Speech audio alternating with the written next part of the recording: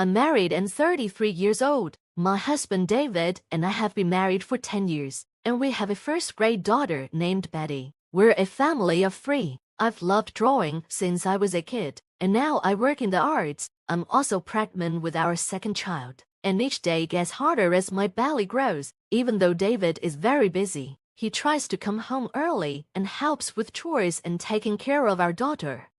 Life was good until something recently started bothering me. We live on the first floor of a high-rise apartment building. The other day, while coming back from shopping, I saw a woman moving into our building. It turned out to be Emma, a classmate from middle school. I hadn't seen her since then. When she saw me, she was surprised and asked if I lived there too. I said yes, and she told me she was moving in. Emma's face changed when she realized I was living in the same building as her. She was shocked that a high school dropout like me lived in the first-floor apartment. She seemed to take pleasure in the fact that I was on the first floor, while she was on the 35th floor. She bragged about how her apartment had great views and how she was starting her own business, using the apartment as both her home and office. She asked me about my job, and I told her I worked in art. Emma was dismissive and acted like drawing wasn't a real job. I felt hurt, so I told her that I had turned something I love into a career. Emma didn't seem impressed and suggested that I must be making very little money, like $900 a month. Just then, David and our daughter Betty came by. Emma looked them over and said something rude about David's work clothes and our income. I felt insulted and finally snapped at her, but she just kept being disrespectful and condescending. Finally, I'd had enough of Emma's rudeness. I told her she needed to apologize for what she said about my husband. Emma just laughed and asked why she should apologize. Then she noticed my pregnancy and commented that it must be tough financially with another child on the way. She questioned if we could even afford to live in our apartment. I didn't want to hear any more of Emma's nasty comments, so I grabbed David and Betty and went home. Emma called after us, inviting us to visit her on the 35th floor for a better view, but I ignored her. I couldn't stop feeling angry at Emma all day. That night, after Betty went to sleep, David asked what happened. I told him how Emma had made fun of me for dropping out of school and belittled my work. David was furious. He knew about my past and had chosen to marry me knowing who I am. We decided to avoid Emma for a while. Fortunately, we didn't run into Emma for a month, which allowed us to live peacefully. Then, one day we received an invitation to a school reunion. I was excited to catch up with my old friends, even though I was a bit worried about running into Emma again. But since I wanted to see my friends, I decided to go. The reunion was held in a hotel ballroom. As soon as I arrived, I reconnected with friends I hadn't seen in years. We had a great time catching up, talking about our families and careers. But then, out of nowhere, we heard Emma's voice behind us, saying something rude about being around poor people. As expected, she was still the same. Emma showed up at the reunion too, but we didn't notice her at first because we were focused on talking with our close friends. Emma was wearing heavy makeup and a flashy dress that seemed out of place. She had always been self-centered and made awkward comments back in middle school, so we weren't surprised to see she hadn't changed. We rolled our eyes when she arrived.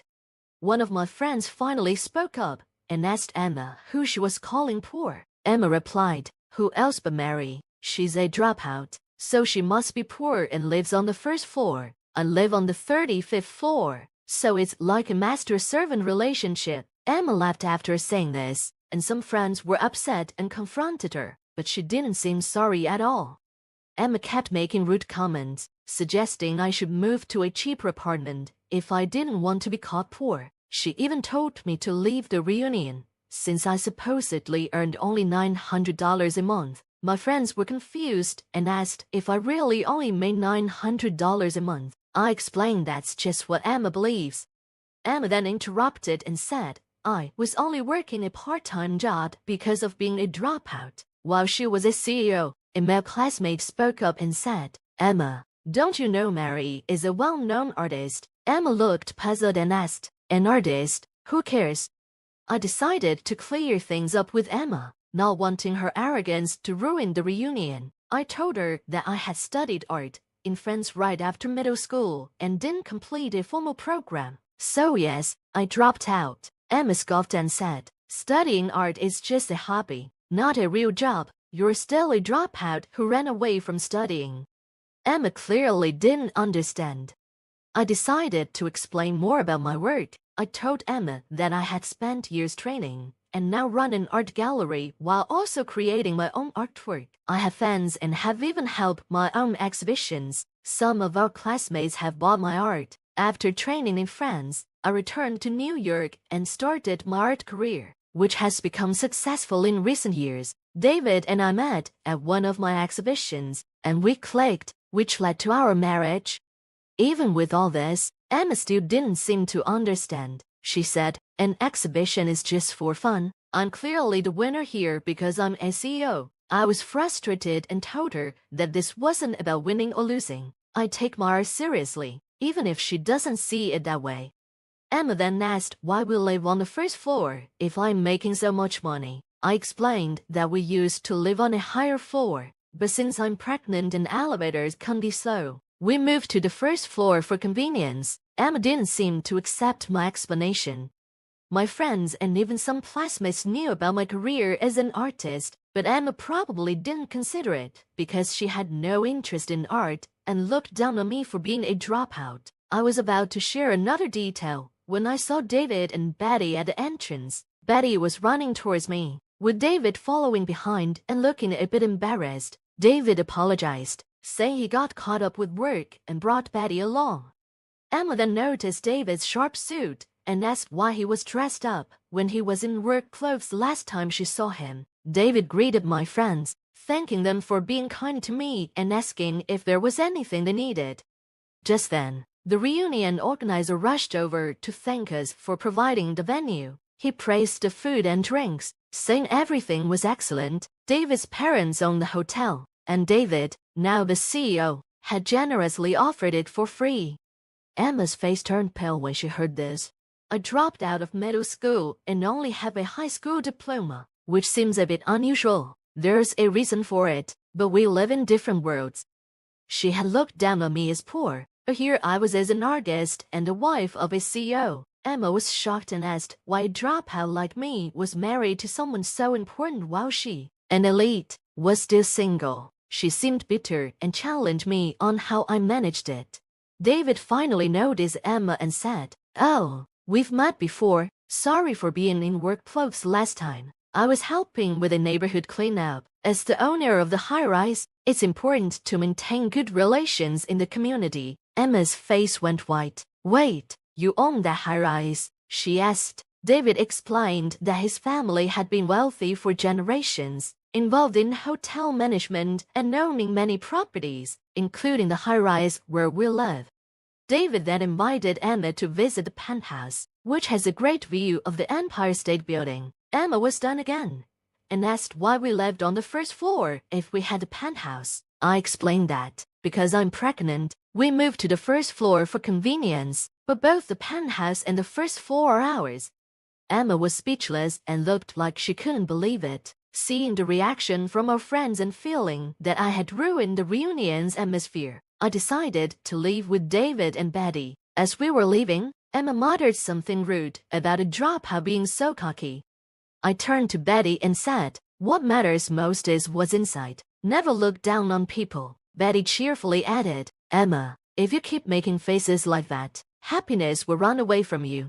Everyone laughed, and the mood of the reunion improved. Emma, now embarrassed, quickly left. The reunion continued on a positive note. I enjoyed the rest of the evening with my friends, who also had bad experiences with Emma. Betty's comment had made everyone feel better.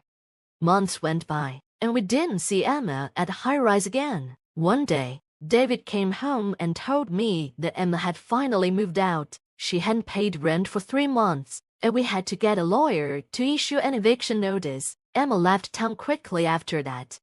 David said Emma had left the apartment exactly as it was. Furniture and clothes were still there. She took her expensive items and computer, but left everything else behind. At first, I was suspicious, but a friend updated me on Emma's situation. It turns out she had been pretending to be successful but was actually jobless. She had some savings from her career, but couldn't keep up her lifestyle and fell behind on rent. She had no other place to go, so she left her belongings because she couldn't afford to get rid of them.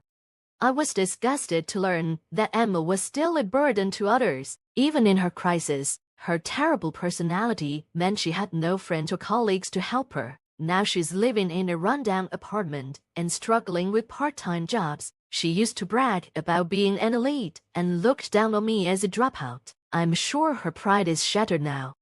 I hope she learns to live a more humble and honest life. As for me, I'm happy with my life. I continue to paint, spend time with my husband and daughter, and look forward to our new baby. Our family of 3 gets along wonderfully, and I'm excited about expanding our family. I'll keep doing everything I can to protect our happiness.